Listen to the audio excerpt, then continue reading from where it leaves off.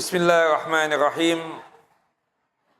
Assalamualaikum warahmatullahi wabarakatuh.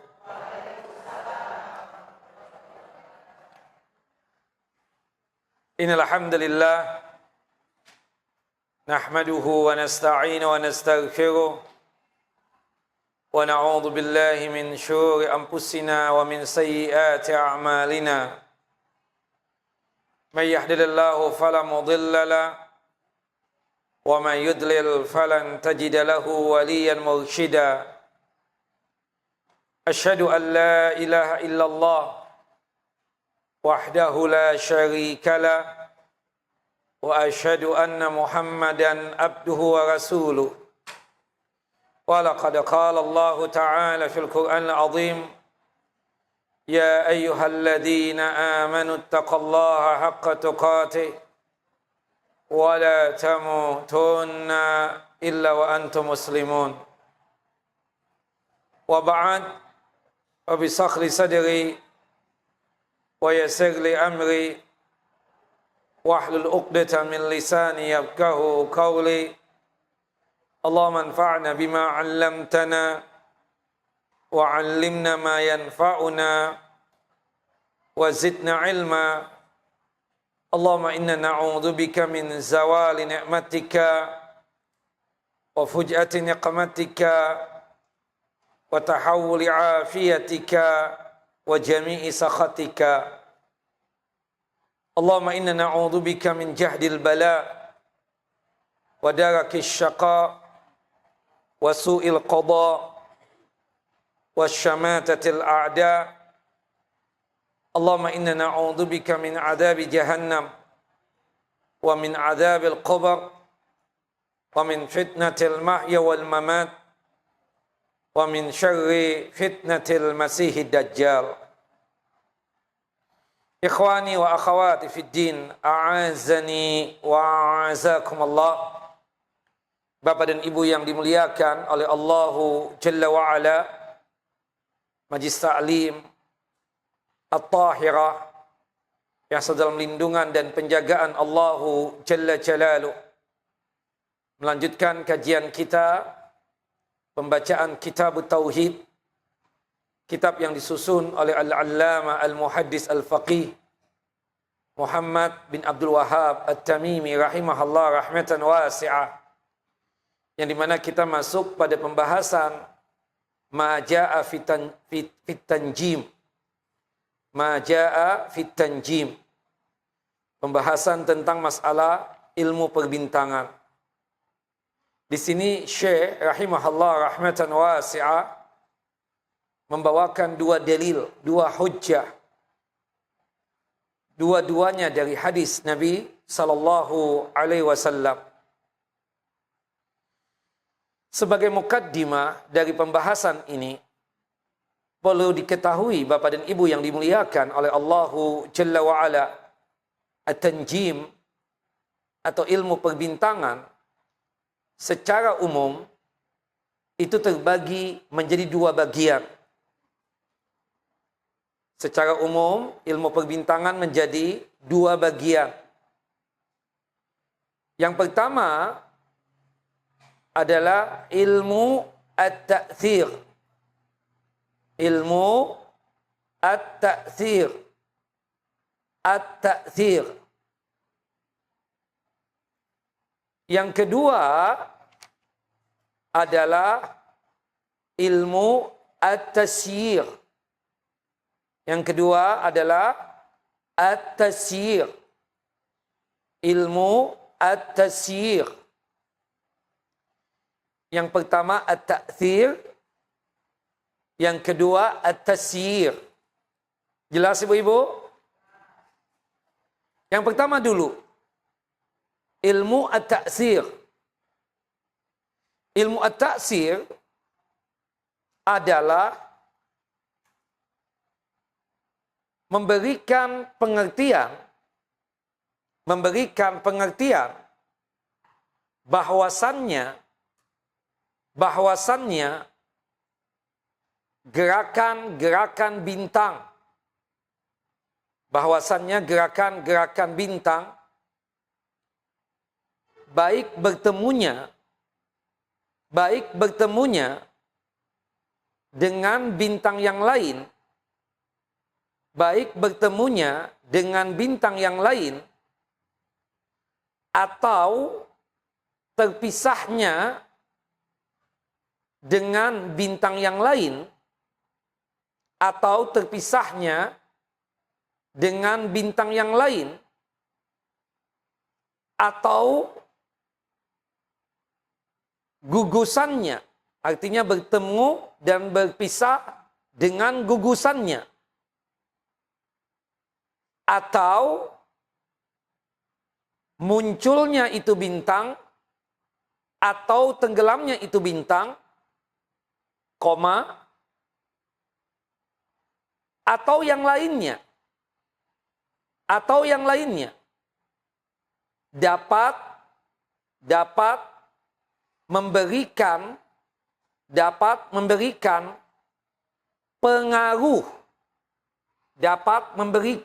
pengaruh kepada kejadian-kejadian yang terjadi di muka bumi ini. Titik. Jadi ilmu at-ta'tsir memberikan pengertian bahwasannya gerakan-gerakan bintang, baik bertemunya dengan bintang yang lain ataupun berpisahnya dengan bintang yang lain, menurut keyakinan mereka itu punya pengaruh dengan kejadian-kejadian yang ada di muka bumi ini. Atau gerakan-gerakan bintang tersebut, baik bertemunya dengan gugusannya atau terpisah dengan gugusannya, itu punya pengaruh dengan peristiwa-peristiwa yang ada di dunia ini. Atau munculnya dan terbitnya bintang dan tenggelamnya itu memberikan pengaruh berkaitan dengan kejadian dan peristiwa di muka bumi ini. Jadi mereka itu punya keyakinan bintang-bintang itu memiliki pengaruh berkaitan dengan peristiwa-peristiwa dan kejadian-kejadian yang ada di muka bumi ini. Dan ini jelas apa? Syirik. Dan syiriknya adalah syirik apa? Syirik besar. Syirik dalam masalah tauhid apa? Rububiyah apa uluhiyah? Rububiyah. Rububiyah itu artinya apa? Rububiyah apa? Mengesahkan Allah dalam masalah apa? Bukan itu contoh. Cakep.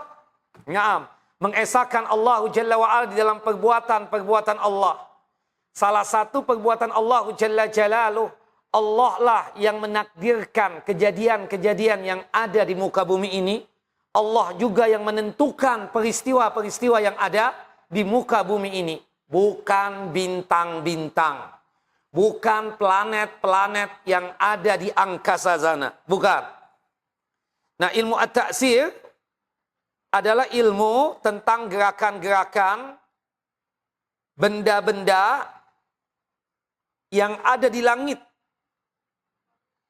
yang memiliki pengaruh terhadap kejadian dan peristiwa di muka bumi ini. Ilmu at-ta'sir itu hukumnya apa? Haram. Kenapa? Di dalamnya itu mengandung apa? Kesyirikan. Bahkan syiriknya syirik apa? Syirik besar. Karena syirik dalam masalah tauhid ar-rububiyah. Sekali lagi, tauhid ar-rububiyah adalah mengesahkan Allah Jalla wa'ala di dalam perbuatan-perbuatan Allah. Contoh perbuatan Allah, Allah menciptakan alam semesta. Contoh perbuatan Allah adalah Allah yang menetapkan, Allah yang menciptakan peristiwa-peristiwa dan kejadian-kejadian yang ada di alam semesta ini. Jelas ibu-ibu? Ilmu at-ta'sir ini dilarang oleh syariat. Kenapa? Karena ini termasuk kategori ilmu perdukunan.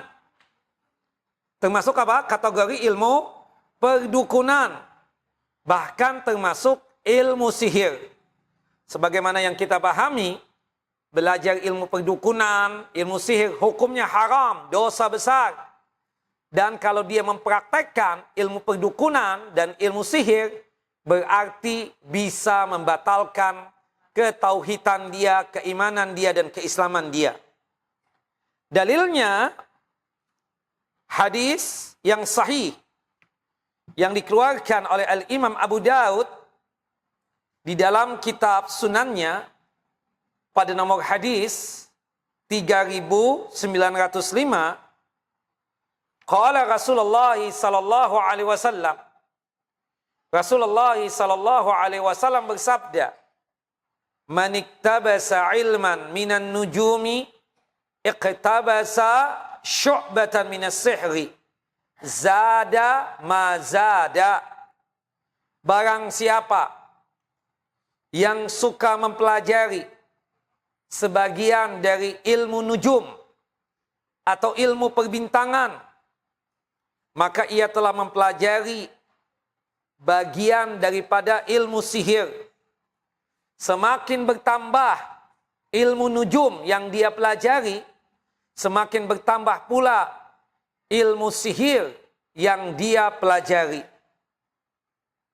Ibu-ibu dan bapak-bapak yang dimuliakan oleh Allah Jalla wa'ala, jelas definisi ilmu ta'sir? Bu? Jelas tidak? Bapak jelas? Ilmu at-ta'sir artinya jika ada di antara bapak dan ibu punya keyakinan kejadian-kejadian yang ada di muka bumi ini itu tidak lain dikarenakan pengaruh dari bintang-bintang.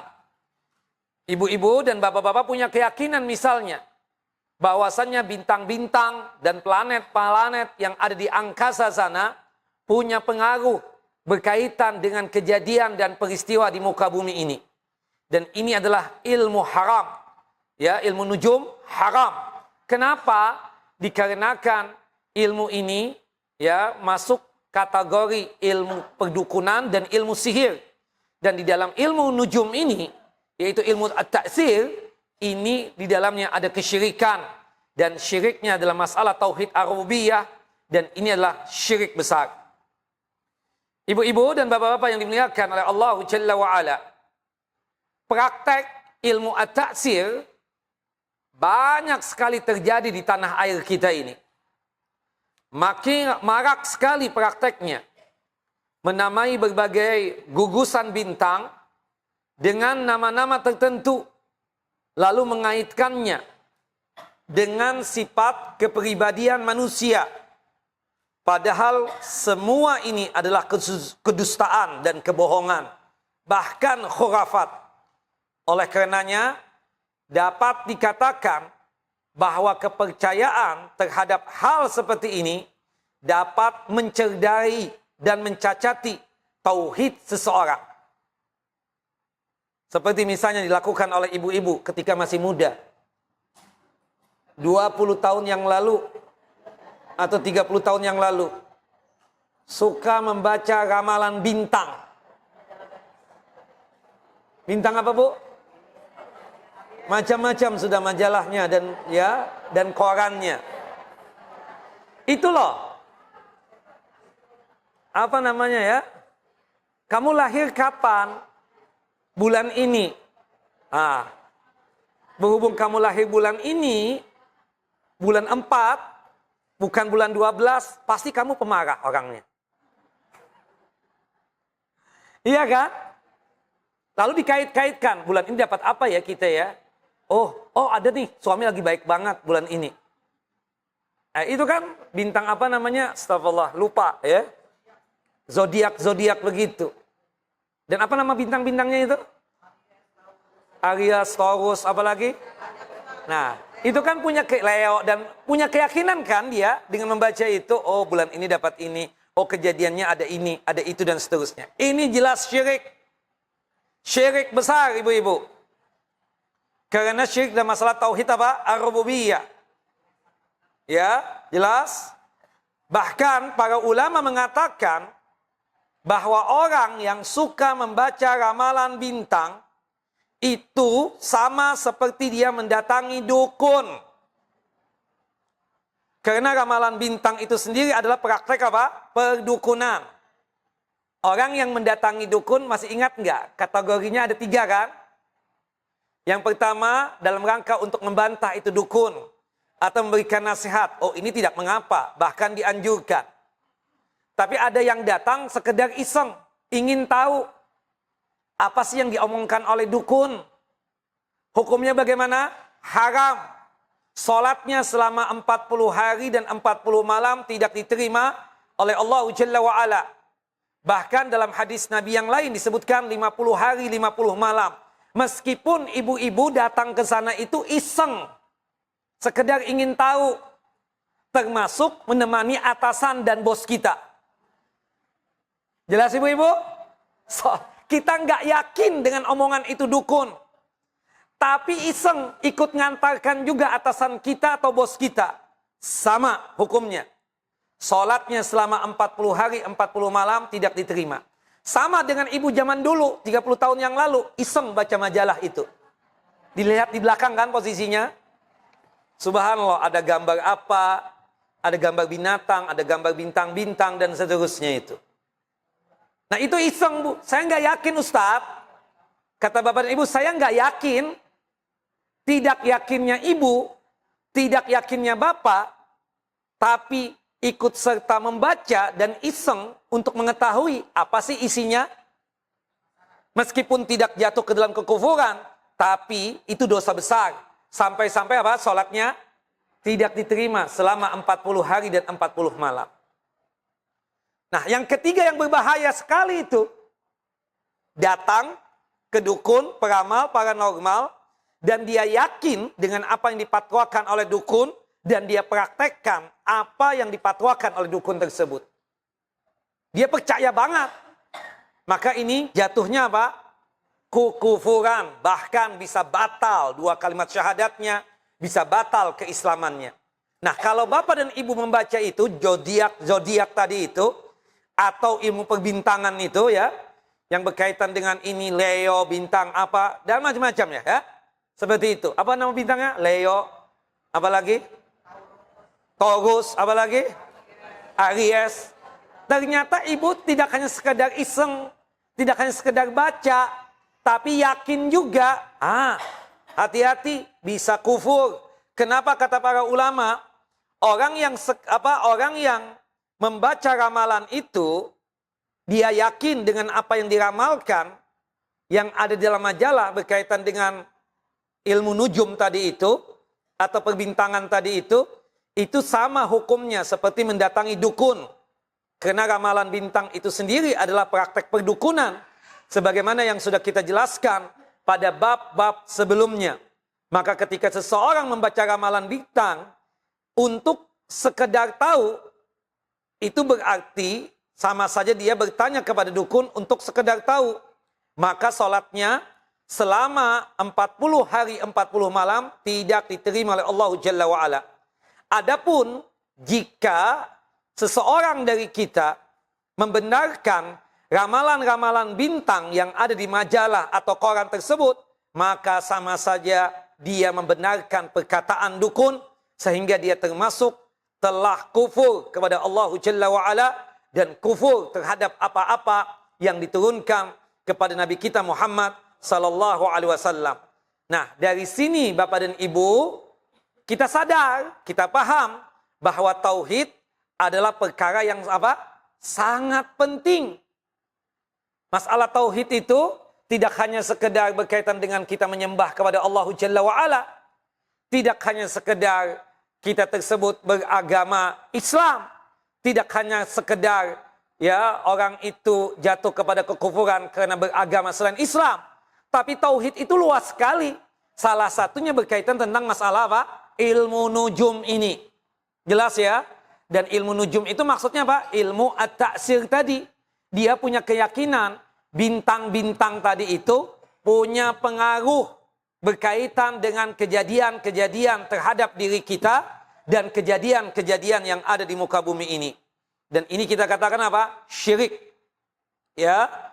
Kita sangat paham bahwa tauhid adalah perkara yang sangat penting karena masih banyak orang yang tidak paham tentang hal-hal yang seperti yang saya jelaskan tadi. Maka sebagian orang beragama Islam dia, KTP-nya Islam, tapi menganggap itu menjadi apa? Sebagai sesuatu yang lumrah, sesuatu yang biasa-biasa saja. Bahkan di antara mereka itu juga ikut-ikutan untuk punya keyakinan sebagaimana keyakinan orang-orang kafir atau keyakinan orang-orang musyrik. Subhanallah. Karena dianggap lumrah tadi, ya, dia menjadikan hal itu biasa-biasa saja. Padahal itu mencacati tauhid yang dia miliki. Bahkan kalau dia punya keyakinan dan mempercayai berkaitan dengan ilmu perbintangan tadi, itu bisa batal loh keislamannya, bisa batal loh keimanannya, bisa batal loh 2 kalimat syahadatnya, bisa murtad. Hati-hati ya. Dari hari ini Bapak dan Ibu, jangan pakai iseng baca-baca ilmu perbintangan tadi. Saya tidak tahu, zaman dulu banyak banget tuh ilmu-ilmu nujum itu. Biasanya ada di belakang apa? Majalah atau di belakang koran itu. Terutama majalah-majalah ibu-ibu dan majalah anak-anak muda itu. Karena bapak-bapak tidak punya majalah kan pada saat itu. Jelas ya, nggak ada. Itu anak muda. Yang ibu sebut itu majalah anak muda. Bukan bapak-bapak yang legend ini, enggak. Jelas ya. Wallahu alam bissawab. Taib, ibu-ibu. Lebih detail lagi nih kita jelaskan. Keyakinan manusia terhadap bintang-bintang, keyakinan manusia terhadap bintang-bintang itu terbagi menjadi 2 bagian. Keyakinan manusia terhadap bintang-bintang itu terbagi menjadi 2 bagian. Golongan yang pertama meyakini bahwasannya bintang-bintang atau benda-benda di langit memiliki kehendak atau keinginan. Golongan yang pertama meyakini bahwa bintang-bintang dan benda-benda di langit memiliki kehendak dan memiliki keinginan, sehingga bintang dan benda-benda di langit bisa mempengaruhi kejadian-kejadian atau peristiwa-peristiwa yang ada di muka bumi ini. Titik. Golongan yang pertama ini yang meyakini bahwasannya bintang dan benda-benda di langit punya keinginan dan punya kehendak sehingga bisa mempengaruhi kejadian-kejadian dan peristiwa-peristiwa di muka bumi ini hukumnya adalah apa? Kafir, musyrik. Jelas ya? Ini bisa membatalkan 2 kalimat syahadat. Artinya kalau orang batal 2 kalimat syahadatnya, artinya dia itu apa? Kafir. Murtad itu apa? Kafir. Artinya kalau dia tersebut meyakini sebagaimana yang kita jelaskan tadi, yang itu ada pada golongan yang pertama, dia meyakini bahwasannya itu bintang, itu bulan, itu matahari, dan seterusnya berkaitan dengan benda-benda yang di langit, punya kehendak dan keinginan, Maka oleh sebab itu benda-benda di langit memiliki pengaruh atau bisa mempengaruhi kejadian dan peristiwa di muka bumi ini. Ini adalah keyakinan yang syirik. Dan ini syiriknya syirik apa? Syirik besar. Wallahu alam bissawab. Naam, ingat, yang mengatur kejadian yang ada di muka bumi ini hanyalah Allahu Jalla wa'ala. Bintang-bintang dan benda-benda yang ada di langit tidak memiliki kehendak dan keinginan. Jelas apa Ibu? Bintang-bintang yang ada di langit dan benda-benda yang di langit, yang ada di angkasa sana, itu tidak memiliki keinginan dan kehendak. Dan benda-benda di langit itu tidak bisa mengatur. Tidak bisa mengatur kejadian-kejadian dan peristiwa-peristiwa yang ada di muka bumi ini. Bahkan benda-benda yang di langit itulah yang diatur. Jelas? Bahkan benda-benda yang ada di langit itulah yang diatur. Seperti matahari. Terbit dari arah mana? Timur. Tenggelam dari arah mana? Barat. Siapa yang mengatur itu? Allahu Jalla wa'ala. Jelas ya? Termasuk bintang bermunculan. Jumlahnya banyak. Siapa yang mengatur? Malam hari bintang ada. Pagi hari, siang hari bintang tenggelam. Siapa yang mengatur itu? Allahu Jalla Jalaluh. Termasuk bulan juga. Malam hari ada. Kemudian ada bulan purnama nanti. Kemudian ada lagi gerhana bulan. Dan seterusnya. Siapa yang mengatur itu semua? Allahu Jalla wa'ala. Makanya dalam surah Al-A'raf. Surah yang ketujuh. Surah Al-A'raf. Surah yang ketujuh. Ayat 54. Ayat 54. Allahu Jalla wa'ala berfirman. Wasyamsa wal qamara wan nujuma musakharatin bi amrih. Matahari, bulan, dan bintang-bintang tunduk dan patuh kepada aturan-aturan Allah. Matahari termasuk benda yang ada di langit nggak Bu? Bulan termasuk yang ada di langit nggak? Yang ada di angkasa nggak? Ya, bintang-bintang juga.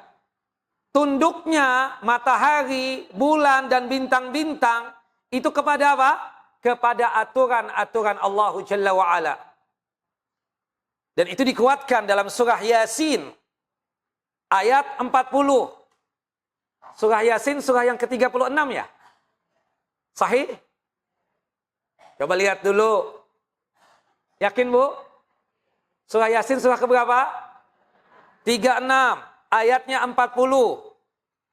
Allahu Jalla wa'ala berfirman. Wa kullum fi falaki yasbahun. Bulan, matahari, bintang-bintang beredar pada garis edarannya. Siapa yang mengedarkan? Allahu Jalla wa'ala. Jadi kesimpulannya, jika benda-benda di langit tidak memiliki kehendak dan keinginan untuk bergerak semaunya, maka bagaimana mungkin dia bisa mengatur atau mempengaruhi kejadian dan peristiwa di muka bumi? Maka oleh sebab itu, catatannya, barang siapa yang meyakini bahwasannya bintang-bintang dan benda-benda di langit memiliki kehendak dan keinginan, bisa mengatur kejadian dan peristiwa di muka bumi ini, maka dia dihukumi kafir. Dihukumi apa? Kafir. Sebagaimana para penyembah benda-benda langit yang dimana Nabi Ibrahim alaihissalam mendakwahkan mereka pada saat berada di negeri Syam. Pada saat itu Nabi Ibrahim diutus ya di negeri Syam. Syam itu 4 negara sekarang. Palestina, Yordania, Syria, dan Libanon. Ternyata mereka ya tempat Nabi Ibrahim menjalankan dakwahnya. Kenapa Allah mengutus Nabi Ibrahim ke Syam itu? Dikarenakan penduduk Syam pada saat itu menyembah apa? Benda-benda yang ada di langit. Jelas ya? Sampai sekarang ada nggak yang menyembah matahari? Ada. Ada nggak yang menyembah bulan? Ada. Nah, jadi kalau misalnya Bapak dan Ibu punya keyakinan bahwasannya itu benda punya keinginan dan kehendak yang bisa mengatur kejadian dan peristiwa yang ada di muka bumi ini, apa bedanya dengan kaumnya Nabi Ibrahim alaihissalam yang berada di Syam pada saat itu yang menyembah apa? Bulan dan bintang serta matahari. Jelas ya? Itu sama saja menjadikan benda-benda di langit itu sebagai Tuhan, dan ini adalah kesyirikan dan kekufuran. Jelas ibu-ibu, bapak-bapak? Ini golongan yang pertama ya. Golongan yang kedua, mereka memiliki keyakinan. Golongan yang kedua memiliki keyakinan bahwa bintang-bintang dan benda-benda di langit tersebut hanyalah sebab. Hanyalah apa? Sebab yang Allah Jalla wa'ala jadikan sebagai petunjuk untuk menentukan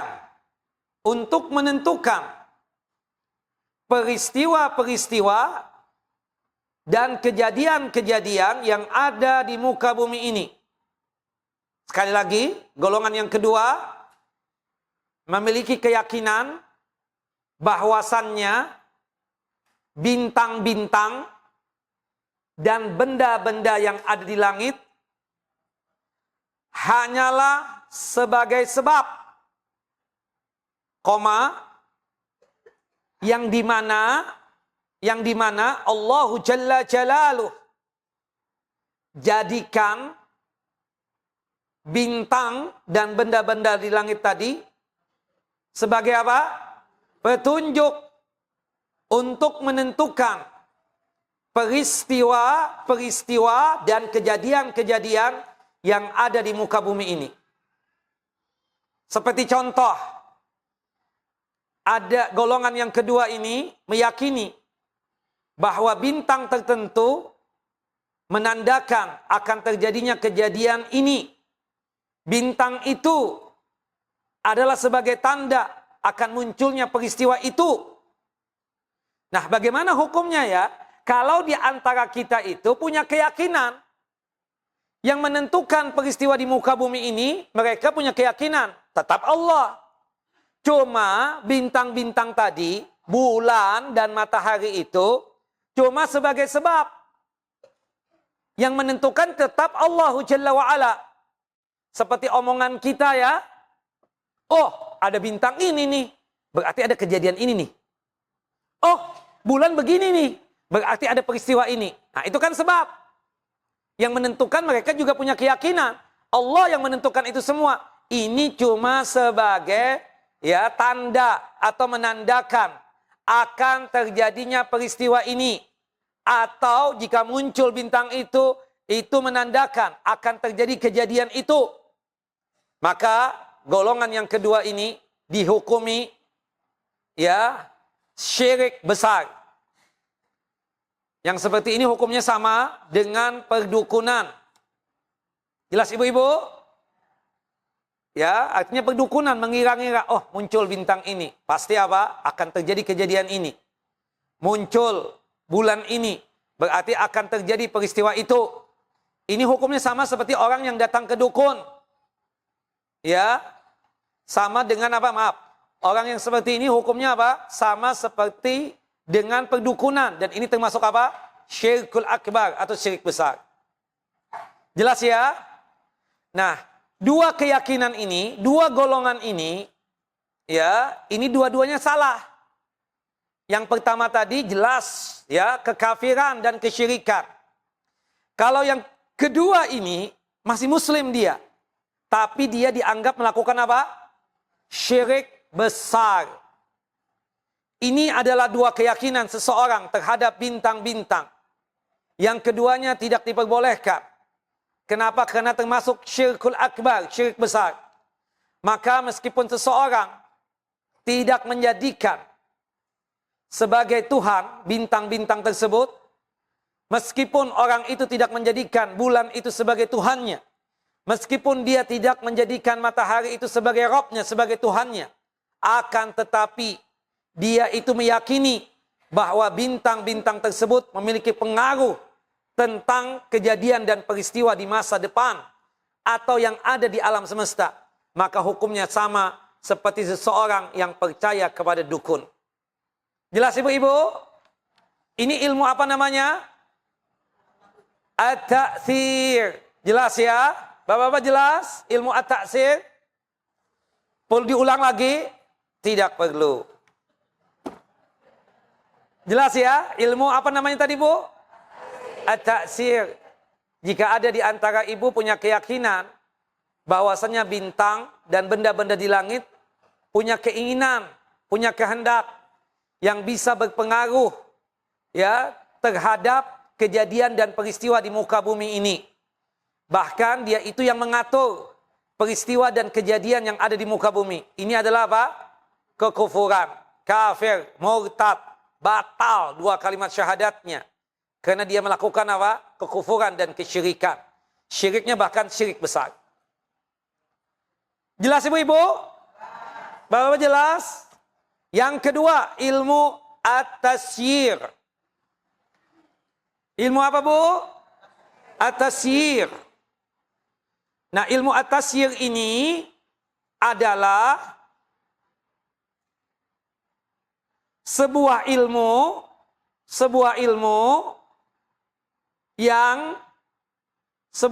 yang memberikan pengertian, sebuah ilmu yang memberikan pengertian bahwasannya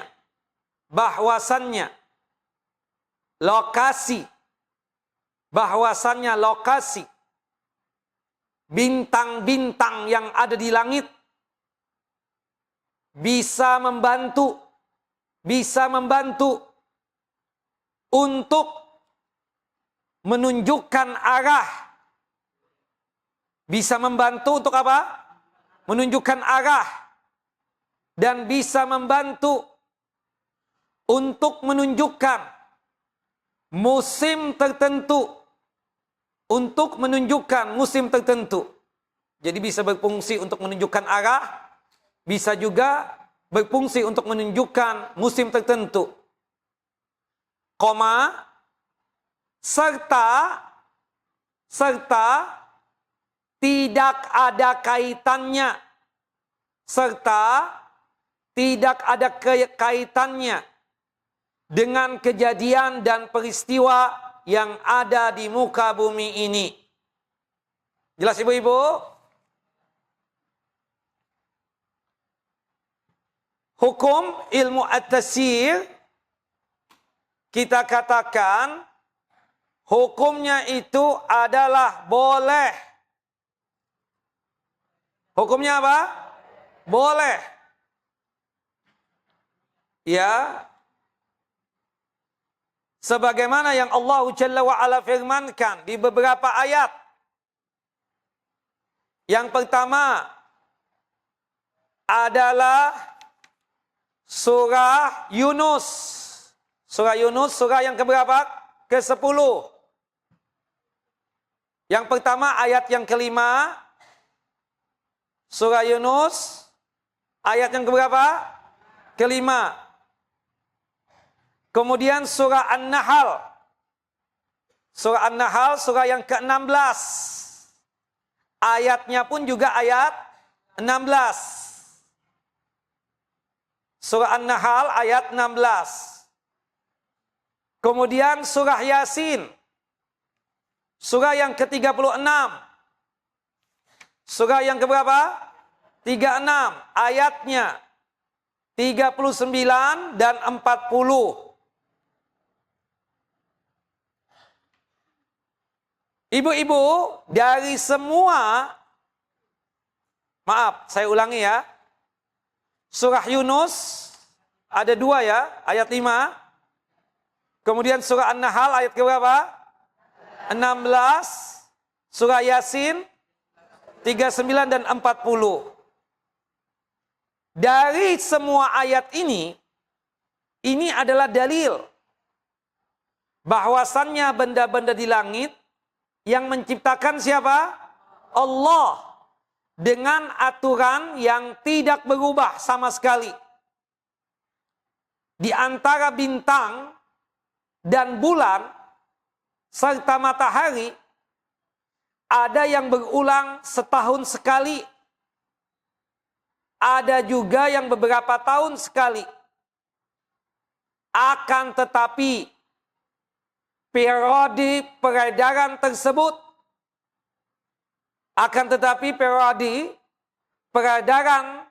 tersebut tidaklah diciptakan sia-sia begitu saja. Melainkan memiliki manfaat tertentu bagi manusia. Baik diketahui oleh mereka ataupun belum. Karena Allah Jalla wa'ala menurut para ulama di antaranya yang disebutkan oleh Imam Qatadah rahimahullah rahmatan wasi'ah. Bintang-bintang itu ternyata memiliki manfaat. Kata Imam Qatadah, khalaqallahu hadhihin nujuma li salasin. Allah menciptakan bintang-bintang itu tidak lain memiliki 3 tujuan. Dan 3-tiganya itu dibolehkan. Yang pertama apa fungsinya bintang di langit? Zinatan lis sama, sebagai perhiasan buat langit. Boleh kan? Yang kedua, warujuman lisyayatin, sebagai alat pelempar syaitan. Sebagai alat apa? Pelempar syaitan. Yang ketiga, wa alamatin yuhtada biha. Wa alamatin yuhtada biha. Yang ketiga, sebagai tanda petunjuk arah dan waktu serta bulan. Berarti al-ilmu at-tasyir boleh atau tidak boleh? Boleh, kata Allah Jalla wa'ala di dalam surah Yunus ayat yang kelima. Satu-satu ya, kita bacakan ini. Huwallazi ja'ala syamsa diya'aw wal qamara nuran wa qaddarahu manazila lita'lamu adadas sinina wal hisab ma khalaqallahu dzalika illa bil haqqi yufassilul ayati liqaumi ya'lamun. Dialah Allah Jalla wa'ala yang menjadikan matahari bersinar. Dialah Allah Jalla wa'ala yang menjadikan bulan bercahaya. Dan dialah Allah Jalla wa'ala yang menetapkan tempat-tempat orbitnya benda-benda yang ada di langit. Seperti matahari, bulan, dan bintang-bintang. Apa tujuannya? Dikatakan di sini, lita'lamu adadas sinina wal hisab. Agar kalian, wahai manusia, mengetahui bilangan tahun dan perhitungan waktu. Subhanallah, bintang, bulan, matahari.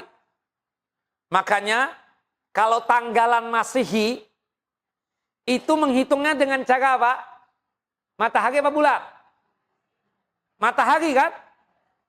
Tapi kalau Hijriyah, tanggalan yang Hijri, itu dari apa? Bulan. Allah Jalla wa'ala tidaklah menciptakan bintang, bulan, matahari, melainkan ada kebenarannya, melainkan dengan hak, dengan kebenaran, dengan sesuatu yang benar. Dialah Allah Jalla wa'ala yang menjelaskan tanda-tanda kebesarannya kepada orang-orang yang mengetahuinya. Dan kita lihat ya dalam surah An-Nahl ayat yang ke-16, ini salah satu fungsi daripada bintang. Wa alamatin wa bin najmi hum yahtadun. Dan dialah Allah Jalla wa'ala yang telah menciptakan tanda-tanda petunjuk jalan. Kapal laut bisa jalan ke sini kemari, bisa sampai tujuan. Itu nakhodanya tahu dari mana, Bu? Dari bintang. Jelas ya? Kalau pilot itu, pesawat, mengetahuinya untuk menuju ke sini, kota ini, negeri ini, gimana caranya selain radar? Dengan apa, Bu? Bintang juga ya. Seperti itu. Yang jelas orang yang ada di laut itu bisa berjalan karena Allah tentunya. Tapi Allah ciptakan bintang-bintang itu untuk mengetahui apa? Arah dan tempat. Nah, dengan pergerakan bintang, seseorang bisa mengetahui arah. Dengan pergerakan bintang, seseorang bisa mengetahui musim tertentu, bulan tertentu. Maka oleh sebab itu, mempelajari ilmu perbintangan untuk hal yang seperti yang saya sebutkan tadi, itu hukumnya apa? Boleh atau tidak mengapa. Dan ini semua adalah dalil tadi yang menjelaskan bahwasannya benda-benda di langit diciptakan oleh Allah Jalla wa'ala dengan aturan yang tidak berubah. Siapa yang membuat aturannya? Allah Jalla wa'ala. Ada yang berulang setahun sekali. Ada juga yang beberapa tahun. Seperti gerhana matahari itu setiap berapa tahun sekali. Ya kan? Panjang. Itu bisa dipelajari enggak? Terjadinya gerhana matahari itu. Bisa ya kan? Bulan juga. Itu hitungan bulan apa hitungan tahun? Adanya gerhana bulan itu. Nah, jelas ya? Maka oleh sebab itu, Bapak dan Ibu yang dimuliakan oleh Allah Jalla wa'ala, untuk ilmu at-tasyir ini hukumnya apa? Boleh. Dan disebutkan di dalam firman Allah dalam surah Yasin, surah yang ke-36, ayat 39. Wal qamara qaddarnahu manazila hatta ada kal'urjunil qadim. Dan telah kami tetapkan, kata Allah. Ini Allah yang berfirman. Kata Allah, kami telah tetapkan tempat peredaran bagi bulan.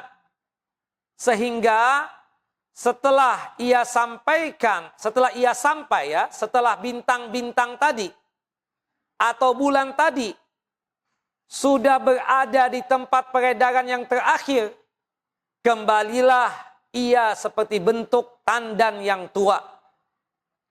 Di ayat ini Allah Jalla wa'ala menjelaskan tentang posisi bulan yang bisa dipakai untuk mengetahui hitungan-hitungan tertentu yang bermanfaat.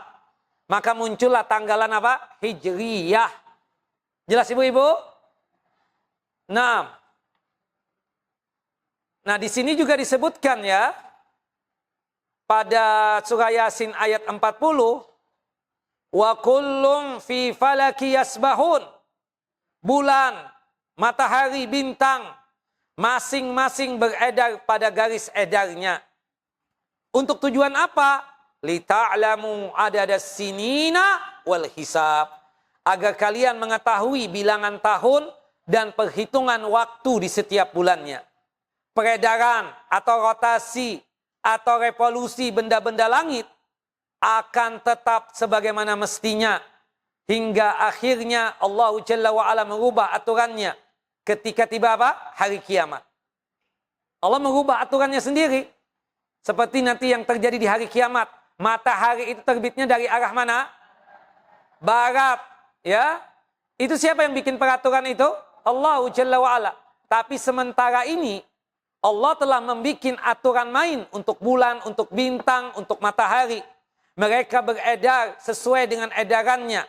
Sesuai dengan rotasinya, sesuai dengan peredarannya, ya, sesuai dengan revolusi benda-benda langit, akan tetap sebagaimana mestinya.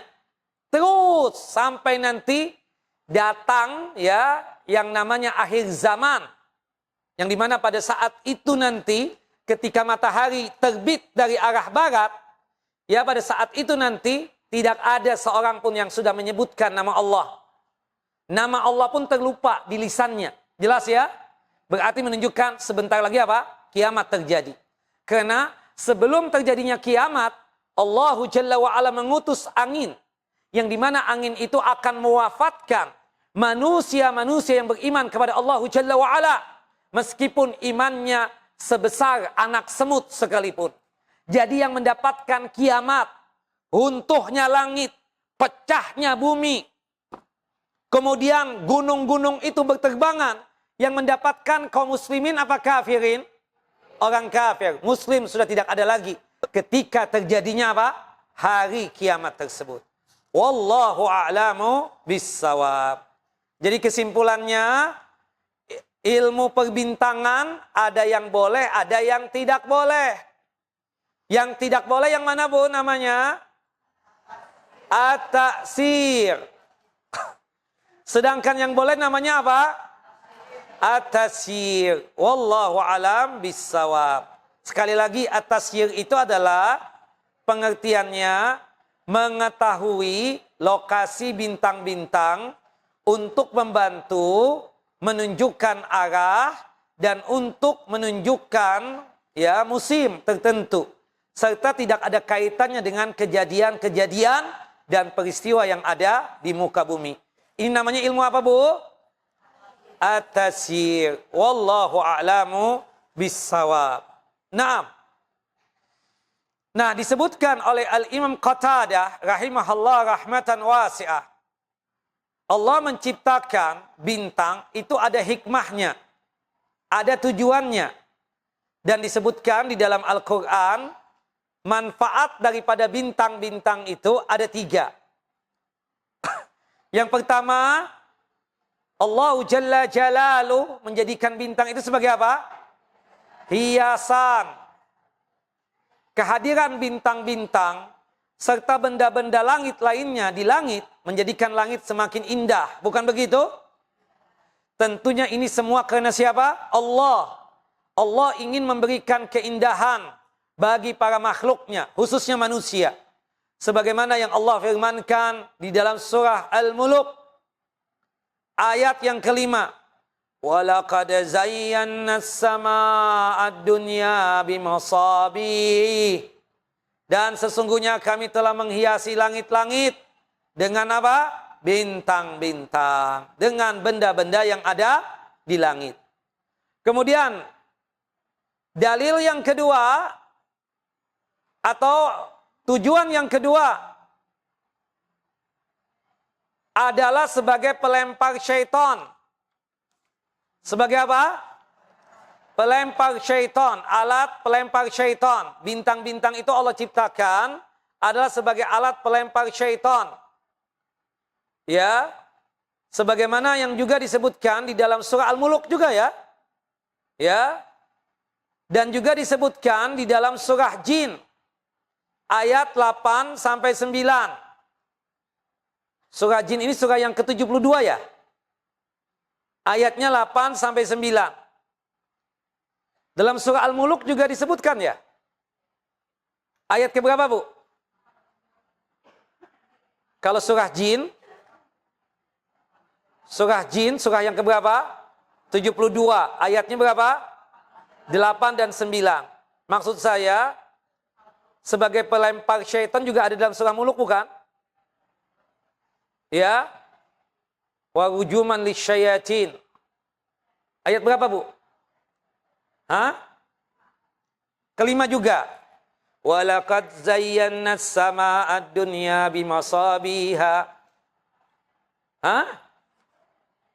Kemudian? Ayat berapa Bu? Ayat kelima. Surah Al-Muluk. Ayat yang kelima juga kan? Surah Al-Muluk. Ayat yang kelima.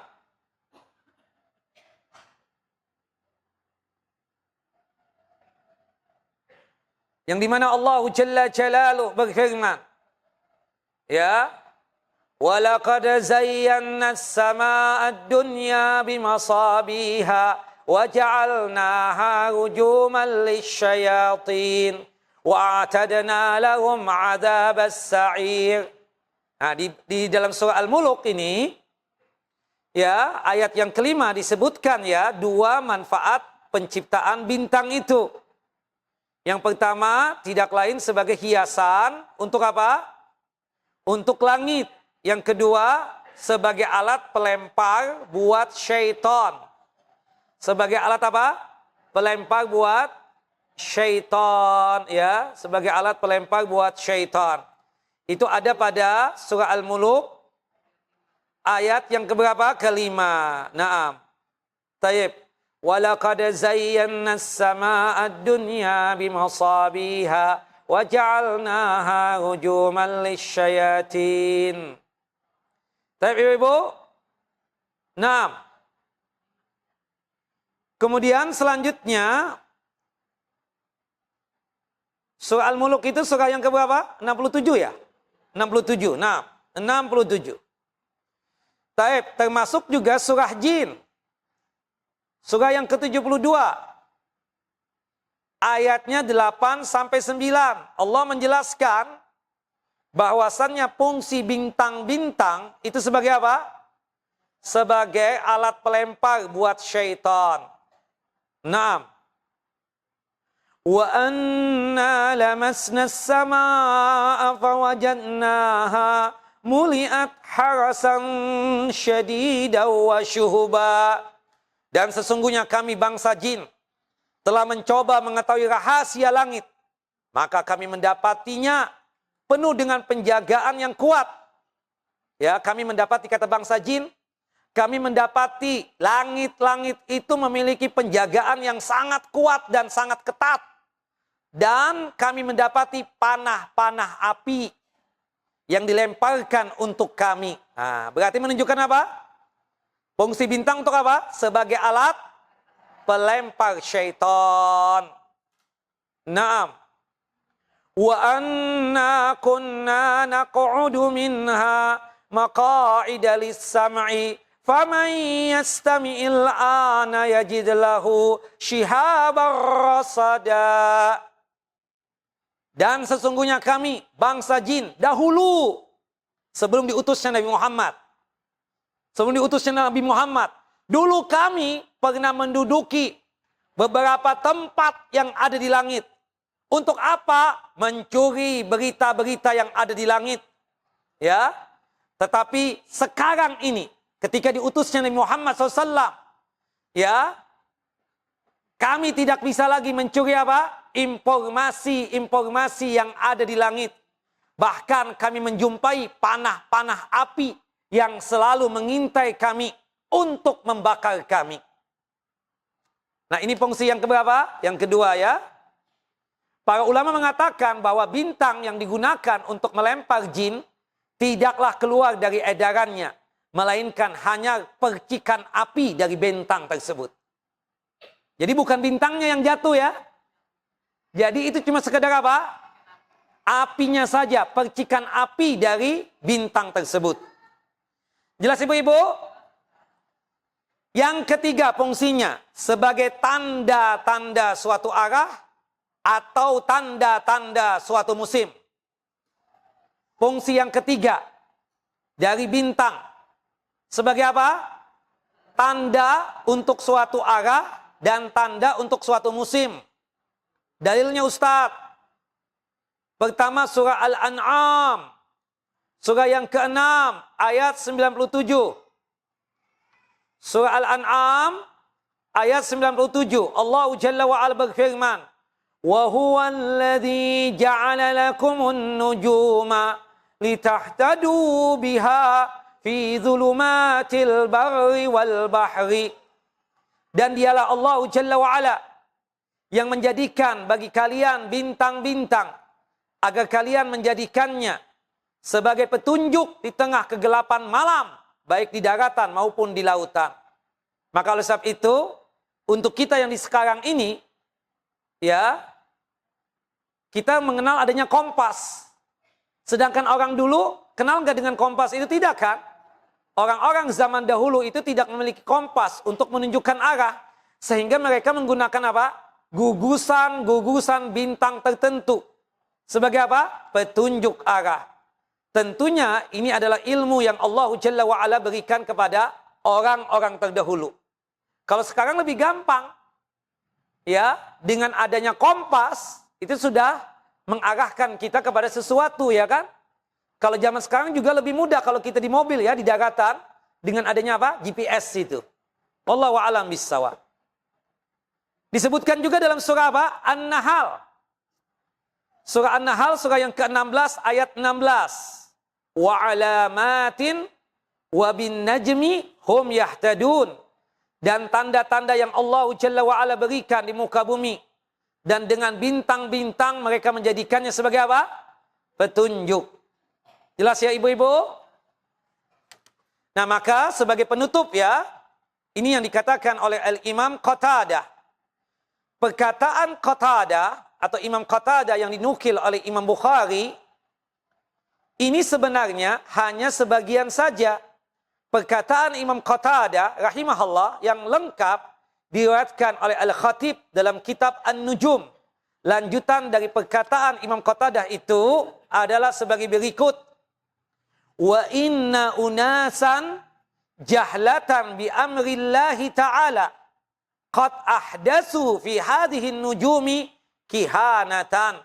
Dan sesungguhnya ada kelompok orang-orang yang tidak mengerti syariat Allah.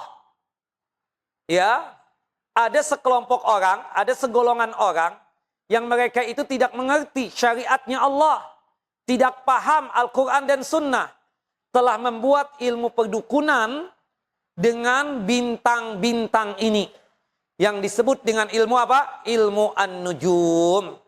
Keterangan Imam Qatadah ini menunjukkan bahwasannya ilmu perdukunan melalui ilmu nujum telah ramai penggunaannya sejak zaman dulu, tepatnya di zaman tabi'in. Tabi'in itu apa definisinya ikhwan? Bapak-bapak? Siapa yang tahu? Ibu-ibu?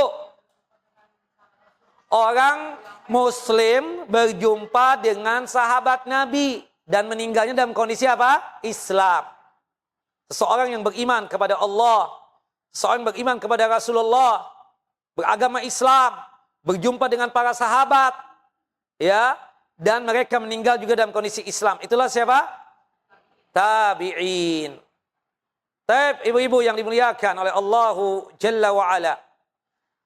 Naam, terkait hukum mempelajari tata letak peredaran bulan. Apa hukumnya? Terkait hukum mempelajari tata letak peredaran bulan, apa hukumnya? Ada dua pendapat di kalangan para ulama tentang mempelajari ilmu perbintangan ya. Yang pertama, sekelompok ulama tidak membolehkan mempelajarinya sama sekali dalam rangka menutup, dalam rangka apa? Menutup celah-celah kesyirikan dan menutup celah-celah perdukunan. Sebagian ulama tidak membolehkan mempelajari ilmu perbintangan sama sekali. Tujuannya apa? Dalam rangka menutup celah-celah kesyirikan dan menutup celah-celah perdukunan. Titik. Sedangkan pendapat yang kedua, mempelajari ilmu perbintangan, hukumnya boleh. Hukumnya apa? Boleh jika ada manfaatnya. Ada manfaatnya enggak? Ada. Siapa yang berpendapat seperti ini? Di antaranya Sufyan bin Uyainah dan Ishaq bin Rawahih. Ishaq bin Rahawayah, ya. Ishaq bin Rahawayah, ya, adalah seorang ahli fikih yang sekelas dengan Imam Asy-Syafi'i dan Imam Ahmad. Keduanya, kedua ulama tadi, Sufyan bin Uyainah dan juga Imam Ishaq bin Rahawayh, ya, dahulu memiliki banyak murid dan juga mazhabnya tersendiri. Hanya saja mazhab tersebut tidak dilestarikan oleh murid-muridnya. Namun perkataan dan pendapat mereka sampai hari ini terus-menerus dinukil oleh para ulama. Di antaranya oleh Al-Imam At-Tirmidzi. Nah, Imam Ibnu Uyainah menurut keterangan ya, itu menurut Imam Qatadah ya, terkait hukum mempelajari tata letak peredaran bulan, menurut Imam Qatadah hukumnya makruh. Imam Ibnu Uyainah tidak membolehkannya. Seperti yang dinukilkan oleh Harab dari mereka berdua. Akan tetapi Imam Ahmad dan Imam Ishaq bin Rahaweh memberikan rukhsah terkait hal ini. Artinya hukumnya apa? Boleh. Maksudnya mempelajari letak matahari, letak bulan, letak bintang untuk mengetahui arah kiblat, waktu sholat dan semisalnya. Maka hukumnya apa ibu-ibu? Boleh mempelajari ilmu perbintangan tersebut. Wallahu alam bissawab. Taib. Ya, di sini ada satu hadis Nabi SAW. Hadis dari Abu Musa Al-Ash'ari radhiyallahu an. Semoga Allah Jalla wa Ala meridai beliau. Qala Rasulullah sallallahu alaihi wasallam. Rasulullah sallallahu alaihi wasallam bersabda, "Salasatun la yadkhulunal jannah." Ada 3 golongan dipastikan tidak akan masuk surga. Ada 3 golongan yang tidak akan masuk surga. Golongan yang pertama, mudminul khamri, pecandu minuman keras, pecandu khamar, pecandu narkoba, pecandu apa lagi? Pil koplo. Ya, khamar itu kan mayukhamirul akal, yang merusak akal pikiran, termasuk merusak badan. Itu istilahnya apa? Khamar. Nah, jelas Bapak Ibu? Mukhaddirat, penghancur tubuh. Para pecandu khamar, minuman keras, tidak masuk surga. Wa qati'ur rahimi, tidak masuk surga juga pemutus tali kekerabatan atau orang yang suka memutuskan hubungan silaturahim. Kemudian yang ketiga, wa musaddiqun bis-sahri. Ya, orang yang mempercayai sihir. Naam. Disebutkan sebagai penguat yang dibawa, ada satu hadis yang dibawakan oleh Syekh Muhammad bin Abdul Wahhab. Dikatakan di sini, ya, di dalam satu hadis ya, hadis yang dikeluarkan oleh Imam Ahmad dan juga oleh Al-Imam Ibnu Hibban dan juga oleh Al-Imam At-Tabrani dan juga oleh Al-Imam Hakim. Qala Rasulullah SAW. Rasulullah SAW bersabda, "Wa man mata mudminan lil khamri." Barang siapa yang mati dalam keadaan kecanduan khamar, meninggal dalam kondisi sakau, meninggal dalam kondisi ya negak khamar, bir, ya pil koplo atau yang sejenisnya. Maka apa hukumannya nanti di akhirat? Saqahallahu azza wa jalla min nahril ghutah. Maka Allah Jalla wa Ala akan memberikannya minuman dari sungai Ghutah. Dari sungai apa? Ghutah. Sahabat bertanya, "Ya Rasulullah, ya Nabi Allah, wa ma nahrul Ghutah?" Apa itu sungai Ghutah? Qala Rasulullah, Rasulullah menjawab, "Nahrun yajri min furujil mumisati yu'zi ahlin nar rihu furujihim." Sungai Ghutah itu adalah sungai yang airnya mengalir. Maaf ya kalau bahasa kurang sopan ini, minta maaf. Ini sabda Nabi, kita sampaikan. Kalau sekiranya kosakata saya kurang sopan, mohon dimaafkan.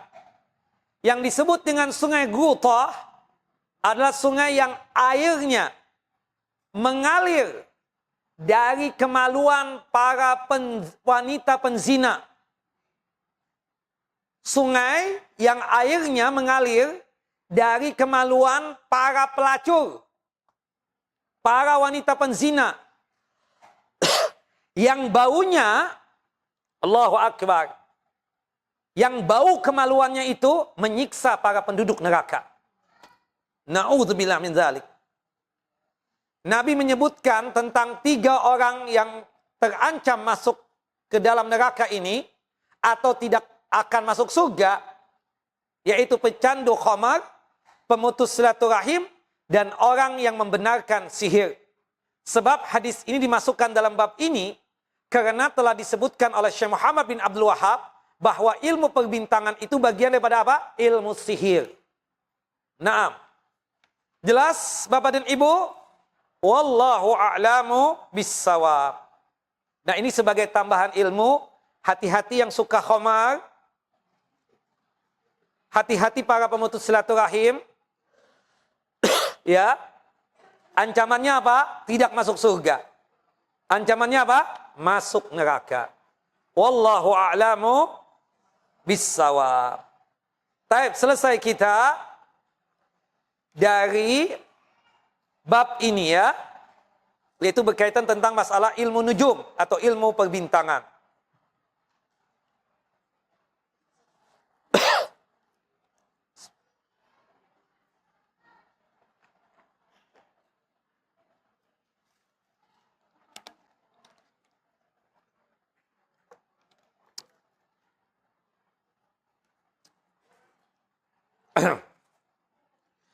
Ustadz, saya mau bertanya, apa hukumnya meyakini bahwa ada orang yang kesurupan atau orang yang diguna-guna pengobatannya dengan ruqyah, tapi si peruqyah menyediakan kopi buat yang kesurupan dan sembuh dari guna-guna tadi.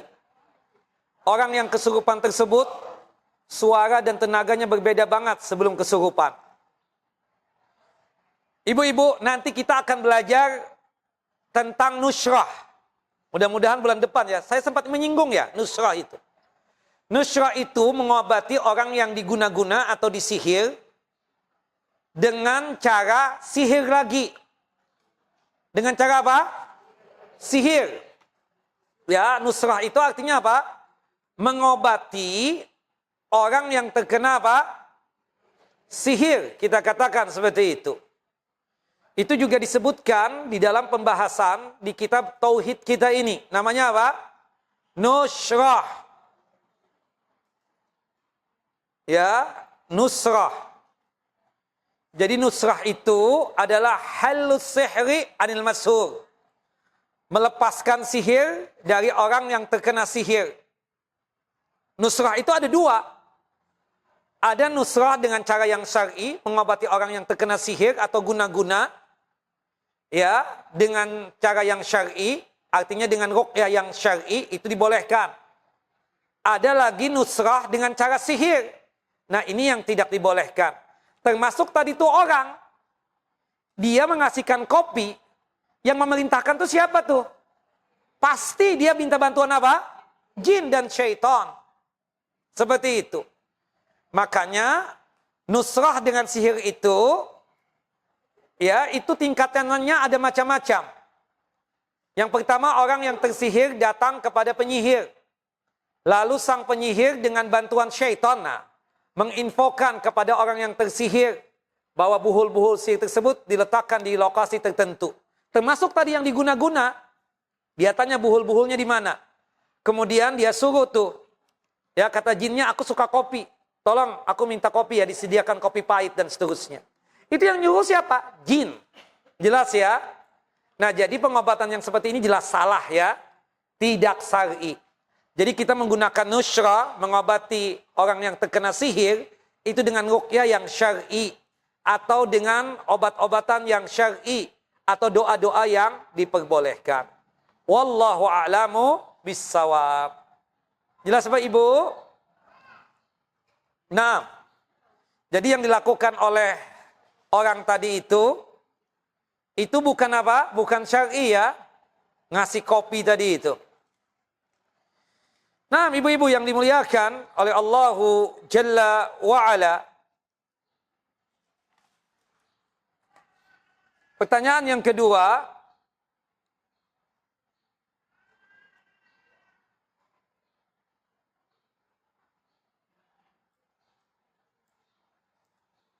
Ustadz, apakah kita menjual atau tidak menjual sesuatu produk berdasarkan musim? Misalnya saya tidak mau menjual es atau minuman dingin pada bulan April, karena biasanya bulan April itu sudah masuk musim hujan. Apakah ini sudah termasuk syirik, Ustadz? Yang enggak lah. Padahal bulan Aprilnya masih jauh, tapi kita sudah memprediksi bahwa bulan tersebut akan ada hujan. Kalau memastikan nggak boleh, tapi memperkirakan.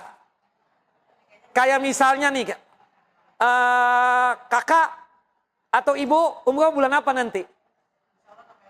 Insya Allah November atau Desember. Kenapa? Panasnya nggak terlalu, iya kan?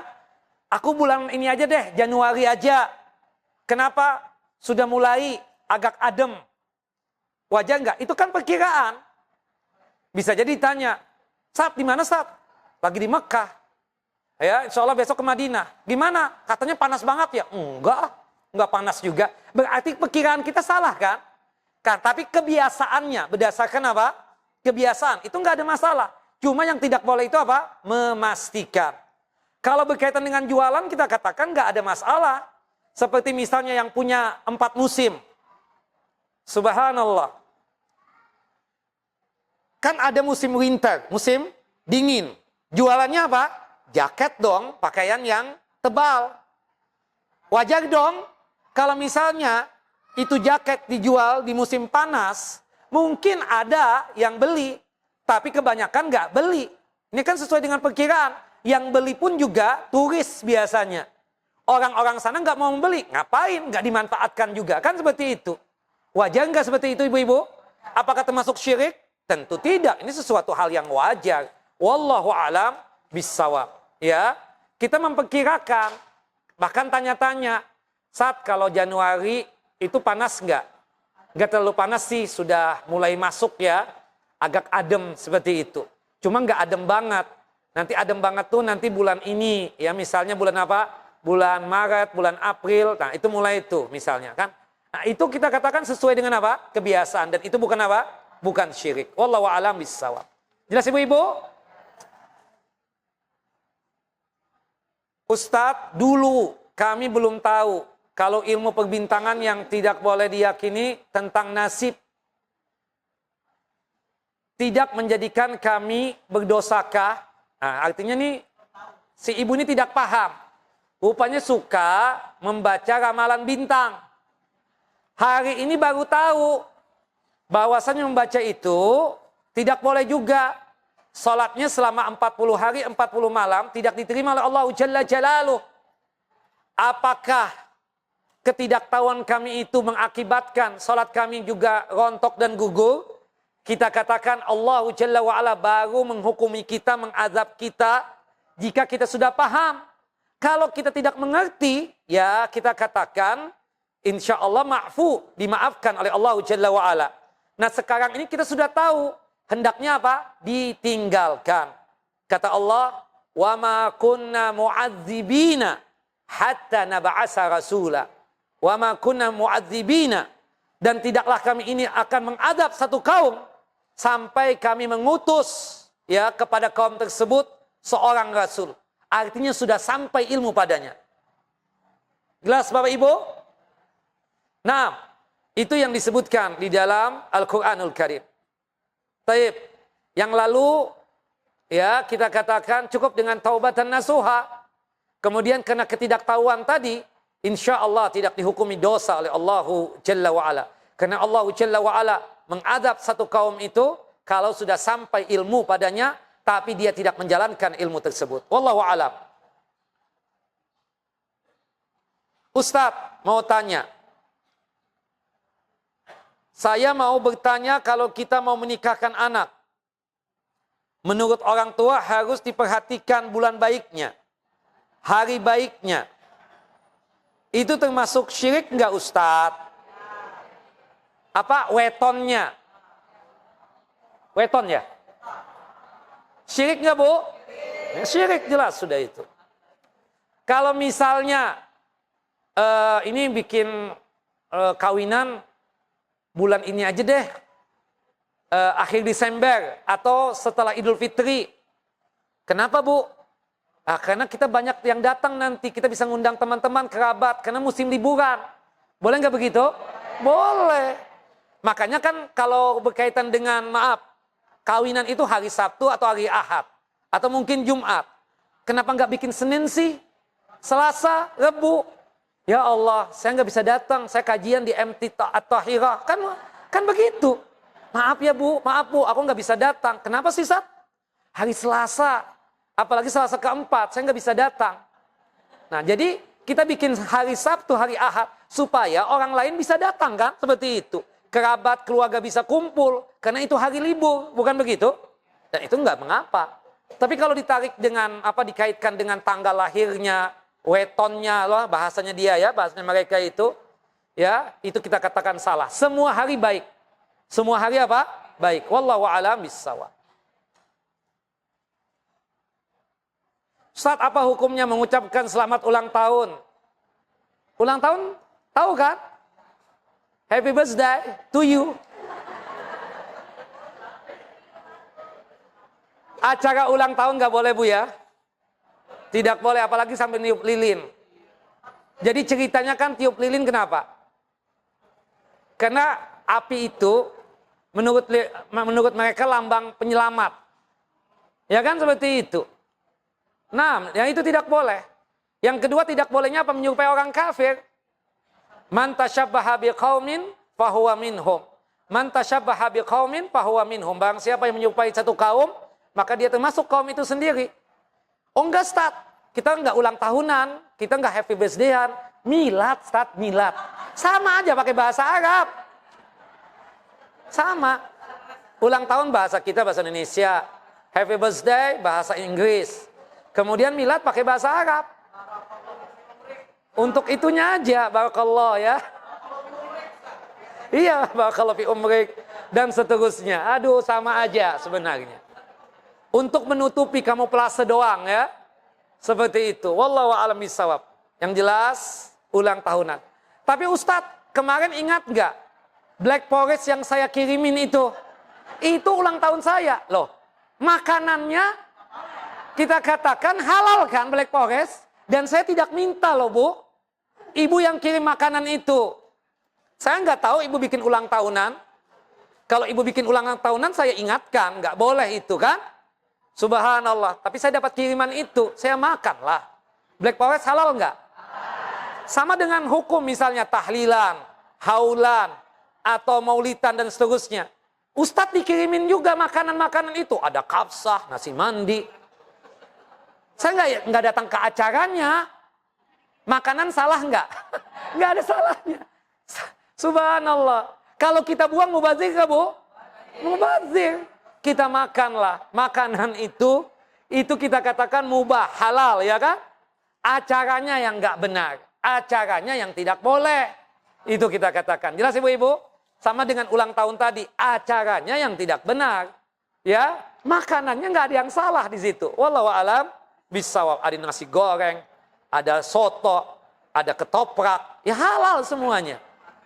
Wallahu a'lam bishawab. Jelas ibu-ibu?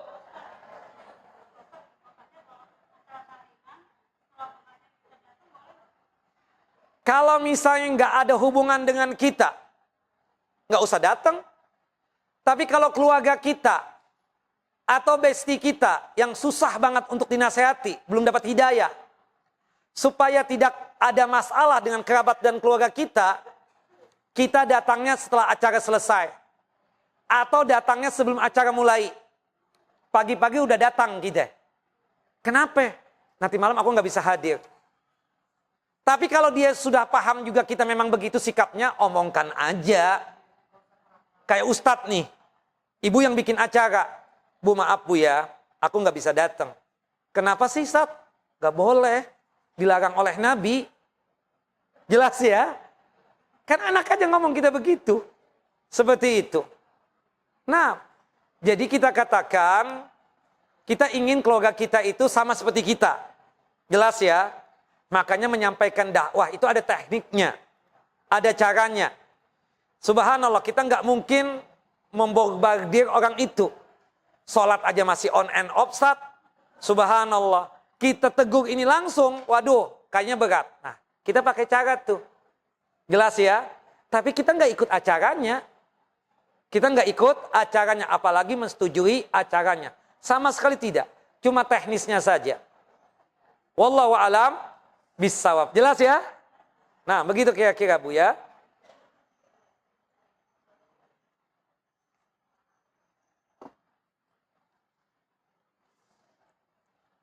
Ustadz, di daerahku masih ada kebiasaan kalau gerhana bulan, ibu yang sedang hamil harus ngumpet di bawah ranjang tempat tidurnya agar bayinya tidak kenapa-napa. Astagfirullahaladzim. Tatayul, ya, atau takhayul kata orang. Tatayul, ya, makanya ngomong. Ini syirik Bu ya. Atiyaratu syirkun. Tatayul, menganggap sial akan sesuatu hal, padahal nggak ada hubungannya. Gerhana dengan kehamilan dia nggak ada hubungannya sama sekali. Tahu-tahu dia begitu, maka dia jatuh ke dalam kesyirikan. Wallahu a'lam bissawab. Ustadz, ada majelis ilmu yang mengharuskan jamaahnya di baiat dengan membaca 2 kalimat syahadat dan membayar mahar. Apakah majelis itu benar ataukah sesat? Sesat. Kalau ada ustadz Bu ya yang ngajakin baiat, apalagi baiatnya itu pakai megang-megang kepala ibu, itu jelas sesat. Apalagi pakai selaman dengan ibu, padahal ustadznya laki-laki, bukan ustazah, bukan mahram kan Bu? Berarti modus banget dengan ibu itu. Yang nenek-nenek dikumpulkan di tempat satu, tapi yang cantik-cantik, yang muda-muda ditempatkan di tempat khusus, disuruh pakai lepas hijab lagi. Ada yang begitu. Itu ustadz ganjeng, cabul itu ustadz ya. Jelas itu sudah, itu sesat, lagi menyesatkan. Kalau ada ustadz yang ngajak baiat begitu Bu, itu berarti itu ustadz nggak benar. Jelas Bu? Berbaiatnya kita kepada pemimpin, presiden. Jelas ya? Bukan kepada ustadz. Ustadz ini cuma guru agama doang, yang menyampaikan ajaran Rasulullah SAW dari Al-Quran dan Sunnah Nabi Sallallahu Alaihi Wasallam. Jelas ibu-ibu? Kalau ada kajian atau majelis ilmu pakai baiat itu menunjukkan bahwasannya itu majelis ilmu apa? Sesat, lagi menyesatkan. Wallahu alam bissawab. Nah, 5 menit lagi. Ada pertanyaan ibu? Bapak-bapak?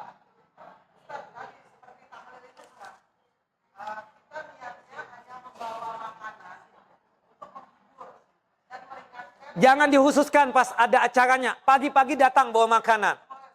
Iya, boleh, nggak apa-apa. Kayak tetangga-tetangga. Tetangga kita meninggal dunia.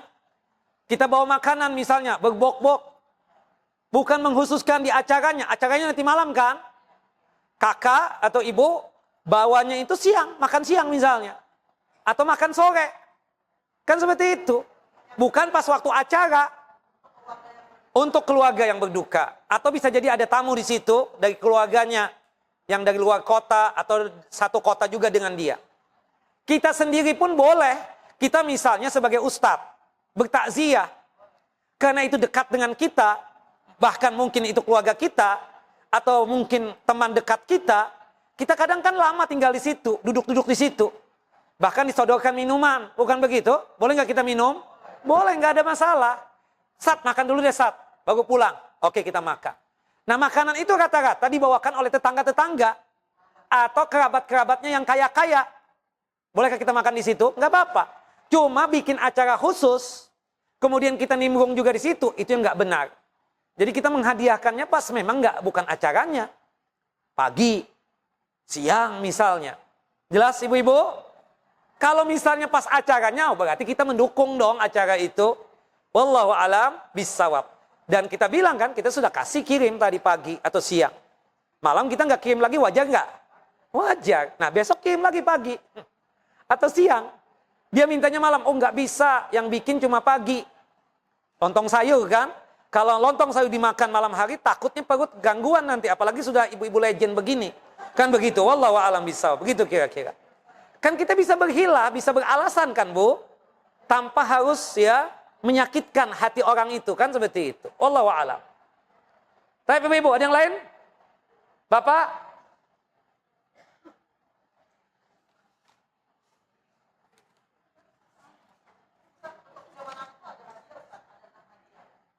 Oh gitu.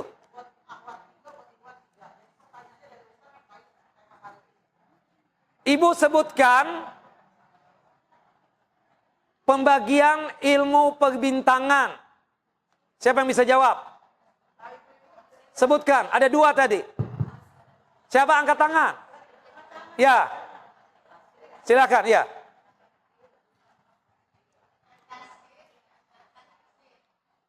Ya. At-ta'thir dan at-tasyir. Taib, ibu-ibu lagi. Apa yang disebut dengan ilmu at-ta'thir? Singkat, padat, dan jelas. Ilmu at-ta'thir. Ilmu at-ta'thir itu ilmu yang digunakan untuk meramal nasib orang. Iya, lebih penjelasannya apa? Oh, ilmu astrologi. Enggak. Ilmu perbintangan untuk meramal nasib orang. Apa bedanya tadi? At-ta'thir tadi kan jelas ada definisinya. Itu memang ilmu perbintangan, ilmu nujum. Tapi kenapa kok nggak boleh kita belajar ilmu ta'thir tadi itu? Apa alasannya? Karena mendahului kehendak Allah. Enggak, sudah maaf ya.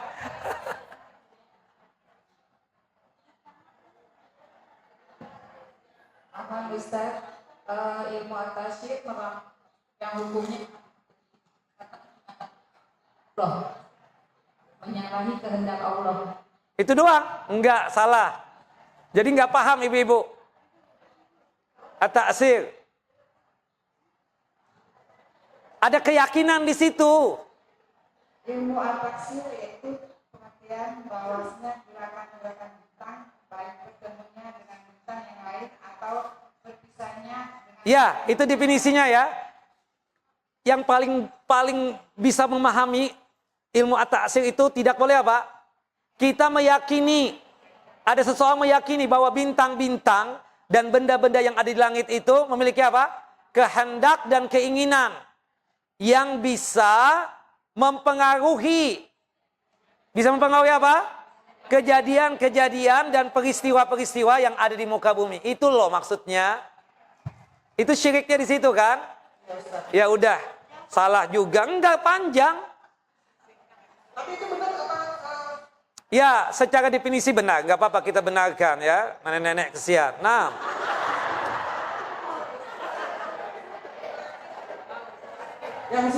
Bapak, sekarang Bapak. Apa yang disebut dengan ilmu at-tasyir? Ilmu at-tasyir. Bapak nggak catat sih. Kalau hafalan doang nggak bisa. Udah kita kembalikan lagi ke Ibu. Ayo, salah nih jelas nih. Nggak mencatat. Ilmu yang mempelajari tentang pergerakan bintang atau benda langit yang bisa membawa manfaat bagi kehidupan manusia. Seperti menunjuk arah, kemudian untuk perjalanan, dan juga menunjukkan musim. Betul. Naam. Mempelajari ilmu bintang ya, berkaitan dengan lokasi bintang, membantu untuk menunjukkan arah, membantu untuk apa? Menunjukkan musim tertentu dan seterusnya. Taib. Satu lagi buat ibu-ibu Ustaz. Sebutkan 3 dosa besar yang disebutkan di dalam hadis tadi yang kita terakhir bacakan. Kita makan yang duluan nih. Karena mata saya fokusnya ke sini nih. Ke belakang ya itu ya. Sebentar.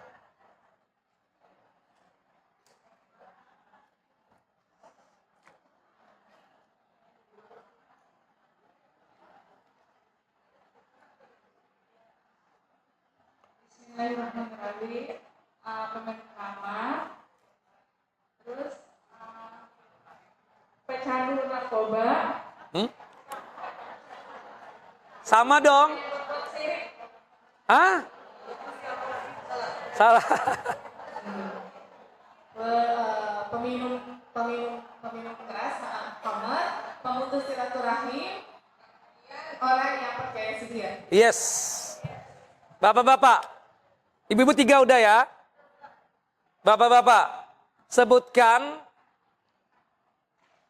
kegunaan atau manfaat daripada bintang-bintang yang ada di langit. Sebutkan 3 manfaat bintang-bintang yang ada di langit. Enggak udah, ibu-ibu sudah selesai. Bapak-bapak udah selesai, ibu-ibu udah selesai. Kecil Ustaz mau menjawab. Yang pertama, Sebagai penghias langit, yes. kedua perintah syaitan, 6. dan ketiga berdoa. Yes. Benar. Barakallahu fikum, jazakumullah khairan Bapak dan Ibu. Semoga Bapak dan Ibu selalu dalam lindungan Allah Jalla wa Ala. Sehat walafiat, dimudahkan dalam masalah rizki dan nikmat, dipanjangkan umur di dalam ketaatan kepada Allah Jalla wa Ala, terhindar dari musibah dan malapetaka, dan dijauhkan dari kesusahan dan kesulitan. Amin ya rabbal alamin. Wa sallallahu nabiyana Muhammad wa ala ali Muhammad kama sallaita ala Ibrahim wa ala ali Ibrahim innaka Hamidun Majid. Allahumma barik ala Muhammad wa ala ali Muhammad kama barakta ala Ibrahim wa ala ali Ibrahim innaka Hamidun Majid. Kita tutup kajian kita dengan masing-masing kita membaca doa kafaratul majlis. Subhanakallahumma wa bihamdika asyhadu an la ilaha illa anta astaghfiruka wa atubu ilaik. Assalamualaikum warahmatullahi wabarakatuh.